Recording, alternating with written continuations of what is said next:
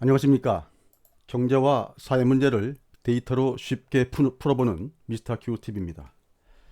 오늘도 굉장히 어려운 시장이었는데요. 아침에 높이 시작해서 하지만 지표들이 지시하는 방향은 이라는 주제로 한번 말씀을 좀 드려보려고 합니다. 뭐 아직 하락이라고 말하지 않는 이유에 대해서 일단 말씀을 좀 드리겠습니다. 우선 한 가지 사례를 좀 말씀드리려고 하는데요. 하루를 꼬박 굶은 사람, 그 관찰자에게 새벽 4시에 식사를 제공을 합니다.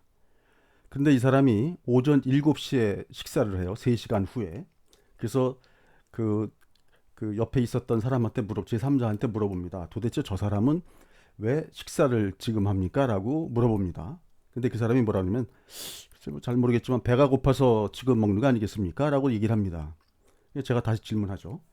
배는 식사 제공 전부터 고팠을 텐데요. 라고 물어보면 그래도 이 사람이 아니 그래도 배가 고파서 먹는 거 아니겠습니까? 라고 얘기합니다. 근데 정답은 이 사람은 항상 오전 7시에 정시 식사를 하는 사람이었습니다.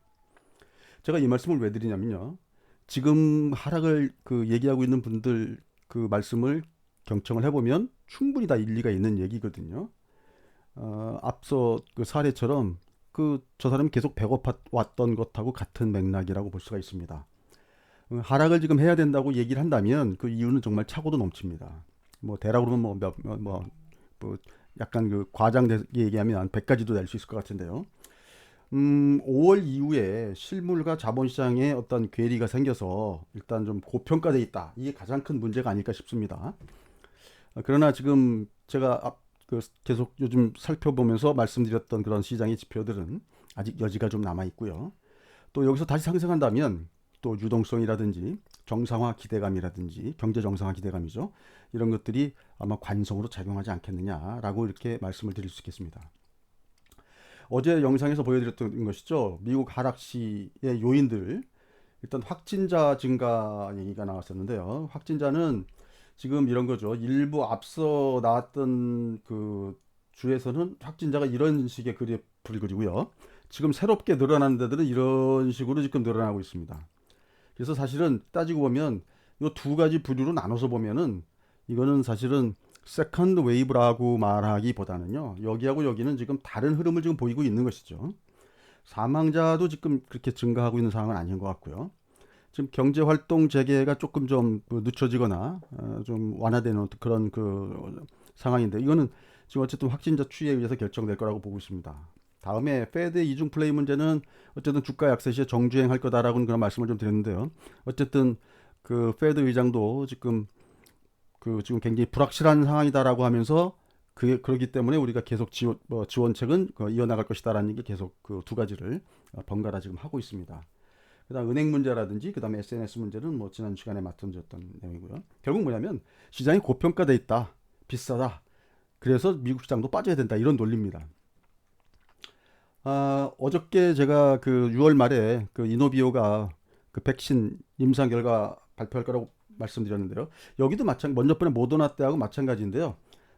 지금 긍정적인 결과가 나왔다고 지금 회사에서 발표를 했습니다. 근데 이제 여기도 또 이제 뭐랄까요? 좀 전문가들이 좀 딴지를 거는 그런 얘기를 하는 분들은 지금 36명 중에 34명이 항체가 생겼는데 결국 그 얘기죠. 이번에도 과연 그 항체가 그 결합 항체냐 아니면 중화 항체냐 그거 구분지어서 얘기를 안 해줬다 이거죠. 그래서 그런 것들은 회사에서 지금 구분지어서 발표를 하지 않았습니다.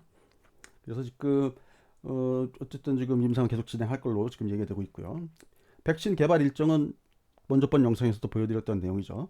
지금 보시면 모더나하고요. 그 다음에 아스트라제네카와 옥스퍼드가 가지고 하고 있는 저 임상이 지금 현재 가장 빠를 걸로 예상을 지금 하고 있고요. 노바백스의 임상 일상 결과도 아마 조만간에 아마 발표하지 않을까 이렇게 생각하고 있습니다. 자, 제가 계속 보여드리는 그 빅스 차트죠. 지금 어저께 보면 30.43으로 물론 당연히 주가가 올랐기 때문에 얘는 어쨌든 이렇게 안정권 마이너스로 안정되면서 끝났고요. 제가 그 빅스 값이 어떻게 결정되는지에 대해서 한번 좀 산식을 좀 보여드렸는데요. 이거 저기 뭐죠? 그 CBOE에서 그 굉장히 그 심혈을 들여서 만든 뭐랄까요? 그 지표입니다. 지금 뭐 굉장히 정교하게 만든 지표라고 볼 수가 있는데요. 가장 중요한 거는 여기 첫 번째 이거 F가 그 선물값입니다. 선물값은 앞에 마이너스가 붙었기 때문에 선물이 올라가면 빅스값은 내려가고요. 선물이 내려가면 빅스값은 올라가는 게 되겠죠. 다음에 요거는 뭐냐면 그 얘가 빅스값을 결정하는 결정적인 결정자 역할을 한다고 하면 이거는 옵션의 가격인데요. 옵션의 가격은 얘를 더 강하게 치켜 올리거나 아니면 눌러주는 어떤 그런 촉진자 역할을 한다고 보시면 되겠습니다. 촉진자 내지는 조정자 역할을 한다고 보면 되겠죠. 자, 빅스 값을 한번 좀 설명을 한번 다시 드려보겠습니다. 지수하고 옵션으로 두 가지로 구성되어 있다고 일단 말씀을 드릴 수 있는데요. 지수가 하락을 하면 빅스 값은 플러스가 난다고 말씀드렸죠. 자, 지수가 상승하면 마이너스로, 이게 결국 결정자 역할을 한다고 말씀드렸습니다. 근데 옵션 가격이 상승을 하면 빅스 값도 플러스가 나죠. 옵션 가격이 하락하면 마이너스가 납니다. 이건 올라갈 때 더 세게 올라가게 하고 내려갈 때 더 강하게 내려가게 하는 어떤 촉진자 역할을 한다고 보시면 되겠습니다. 옵션 상승의 의미는 변동성이 클 것이다에 배팅한다는 겁니다. 옵션 가격이 상승한다는 거고요. 옵션 하락의 의미는 변동성이 작을 것이다. 결국 옵션을 매도하는 게 되겠죠. 예를 들어서 한번 말씀드리겠습니다. 지수가 큰 폭으로 하락을 하면 제가 큰 폭 하락을 플러스 2개로 했습니다. 지수가 마이너스가 2개가 나왔으니까 빅스에서는 플러스 2개로 나오겠죠. 반대 방향이니까. 보통 지수가 큰 폭으로 하락하면 옵션은 사실은 더 크게 상승을 합니다. 그런데 일단 플러스 2개라고 가정을 하고 이렇게 해놨습니다. 그러면 빅스 값은 플러스 2, 플러스 2에서 플러스 4개가 나온다. 이렇게 직관적으로 이렇게 보여드린 겁니다. 자, 지수가 상승할 때는 지수가 상승하면은 플러스 2개만큼 지수가 상승하면 빅스 값은 마이너스 2개만큼 나오겠죠. 반대 방향이니까. 옵션 가격은 올라갈 때는 상대적으로 덜 올라가는 경향이 있거든요. 그래서 이건 플러스 하나로 했습니다. 그러면 빅스는 마이너스 하나, 이런 형태가 된다고 말씀드릴 수 있겠죠. 근데 이제 예를 들어 보겠습니다. 지수가 상승하는데 빅스 값이 플러스가 2개가 나왔습니다. 자, 지수가 상승하면 마이너스가 2개가 나와야 되죠. 근데 옵션 가격이 어떻게 될지 모르지만 빅스 값이 플러스 2개가 나왔으니까 이 X는 플러스 4개가 되겠죠. 옵션에서 플러스 값이 4개가 나왔다는 거는 다이버전스가 나왔다는 얘기인데요. 이거는 변동성 배팅에 강화했던 변동성 배팅이 강화됐다, 그런 말씀입니다. 그러니까 굉장히 주가가 앞으로 크게 변동할 것에 대비한 배팅이 이루어졌다는 얘기가 되겠습니다. 보통 이번 상승장에서도 상승이 가다가 지수가 상승 나오는데 갑자기 빅스 값이 마이너스가 나오는 국면이 나오면 한번 의심을 해보셔야 된다는 말씀입니다. 풋콜레이션은 어제 보시면 0.88로 그 상승 쪽 흐름으로 지금 가 있고요. 달러 인덱스도 97.35로 전일보다 소폭 하락했죠. 미 국제 수익률 같은 인덱스 같은 경우도 지금 살짝 플러스가 나서 고개를 좀 쳐들었습니다. 자, 요거를 제가 그냥 직관적으로 황소 쪽하고 곰 쪽하고 놓고 봤을 때, 여기를 가운데를 놓고 봤을 때 1국면, 2국면, 3국면, 4국면으로 했을 때요. 빅스 값은 여기서 왔다 갔다 하고 있는 거죠. 빅스 값은 여기서 왔다 갔다. 풋콜레이션 상으로 보면은 지금 요쪽 2국면 쪽, 여기 황소 쪽에 가깝죠. 달러 인덱스는 요 중간에 살짝 거쳤는데 살짝 요쪽으로 발을 옮겨 놓은 상태고요. 미국채는 중앙에서 살짝 곰 쪽으로 가 있는 그런 상태입니다.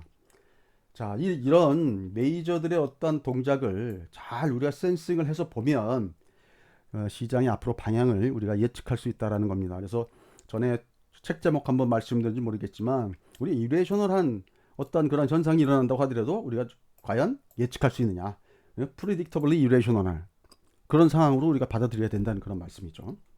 그래서 지금 미국의 상황은 지금 이쪽에 약간은 치우쳐져 있는, 황소 쪽에 약간은 치우쳐져 있는 상황이다 라고 판단하시면 될 것 같습니다. 자, 시장 전망입니다. 이 시장 전망함에 있어서 전제는요, 미국과 한국 시장이 동행한다는 전제고요. 두 번째는 메이저에 의한 하락이 아닌 경우에는 단기간에 하락해서 단기간에 이제 제대로 되돌림 현상이 좀 생긴다는 그런 의미고요. 만약에 메이저에 의해서 하락이 생긴 거라 그러면 이건 단기간에 되돌림이 나오는 그런 흐름이 아니겠죠. 다음에 세 번째 전제는 메이저는 파생을 기초로 설계한다라는 어떤 그런 전제를 가지고 말씀드리는 겁니다. 좀 전 제가 그 직관적인 어떤 그림으로 보여드린 것처럼 미국 시장은 아직 하락 강화 포지션은 아닌 것 같습니다. 지금 보시기에도 확연하게 그렇게 나오고 있죠. 한국 시장도 미국 시장하고 동행할 거라고 예상을 합니다. 그래서 우리도 보면 방향은 미국하고 대충 같은 방향으로 움직이는데 그 속도하고요, 그 오르내리는 그 진폭 내지는 그 정도가 좀 상이한 그런 흐름입니다. 상대적으로 우리가 미국 시장보다 지금 현재는 약한 흐름을 좀 보이고 있고요. 또 섹터별로 들어와도 국내 섹터별로 보더라도 약간 상이한 흐름을 좀 보이고 있는 그런 상황입니다. 내일 SK 바이오팜이 상장하면서 어떤 큰 변화가 생길지 모르겠는데 일단 오늘 바이오주들이 굉장히 그 약한 흐름을 보였는데요. 좀 내일 좀 선전을 좀 기대해 보겠습니다. 그리고 또 하나는 하반기 시장을 놓고요. 성장주 대 구경제주의 어떤 대결 구도로 지금 말씀하시는 중에 성장주를 팔고 구경제주를 사야 된다라는 그런 말씀하시는 분들이 꽤 많습니다. 그분들 논리도 굉장히 그 일리 있는 말씀을 지금 해주시고 계시고요. 근데 저희가 이제 그 현재까지의 주도주는 성장주였다는 건 뭐 아무도 부인하지 않죠. 근데 보통 주도주가 바뀌는 경우는요. 하나의 파동이 나와서 그 파동이 그 마무리하고 큰 폭 조정이 나온 이후에 보통 주도주가 바뀌는 경우가 많았습니다. 그래서 만약에 지금 시장이 큰 폭의 그 상승 파동이 마무리하고 큰 폭의 조정이 나온 이유라면 모르겠는데요. 그런 상황이 아니라면 지금은 구경제주로의 주도주 변화라고 지금 단정 짓기보다는 아직까지는 현재의 주도주라고 일단 가정을 하고 시장에 대응하는 게 옳은 방법이 아닌가 저는 그렇게 생각을 하고 있습니다. 그래서 이 부분도 여러분들이 만약에 지금 구경제주로 만약에 주도주가 변화가 된다고 하면 그 변화가 되는 어떤 논리라든지 이런 것들에서 꼼꼼히 한번 체크해 보실 필요가 있다고 저는 생각을 합니다. 오늘 굉장히 어려운 시장이었는데요. 아침에 그 고점에 시작해서 그 끝에 가서 상승분을 다 그 반납한 그런 장이었는데요. 내일 또 우리 시장은 위클리 옵션 만기죠. 우리 위클리 옵션 만기 때는 항상 또 흐름이 좀 이렇게 기분 좋게 끝나는 적이 별로 없어서 그런데 내일은 좀 기분 좋게 좀 끝나는 그런 그 위클리 옵션이 되기를 기대하겠습니다. 오늘 말씀이 좋으셨다면 구독, 알림, 좋아요 부탁드리겠습니다. 감사합니다.